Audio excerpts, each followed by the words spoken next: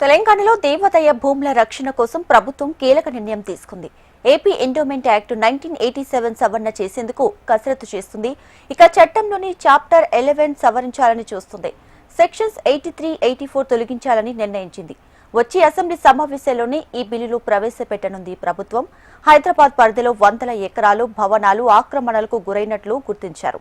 ఆక్రమణదారులకు ఆట కట్టించి ఆక్రమించినటువంటి ఆస్తులను వెంటనే వెనక్కి తీసుకునేలా పోలీసులు హైడ్రా సహాయంతో ప్రభుత్వం కసరత్తు చేస్తుంది.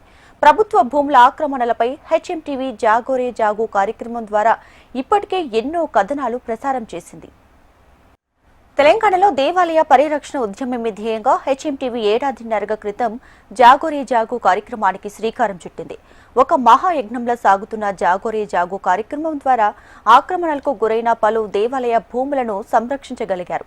ఈ కార్యక్రమాన్ని యమునా పాఠక్ గారు మరింత పకడ్బందీగా మరింత విస్తృతంగా ముందుకు తీసుకువెళ్లడానికి ఆమెతో చాలా మంది కలిసి నడిచారు. ఒక్కో ఆలయాన్ని చుట్టుముట్టిన విష వలయాలను ఛేదించేందుకు పలువురు హిందూ భక్తులు, న్యాయ నిపుణులు, కళాకారులు, రిటైర్డ్ ప్రభుత్వ ఉన్నతాధికారులు, మేధావులు, పండితులు, ప్రవాస భారతీయులు సైతం ముందుకొచ్చారు.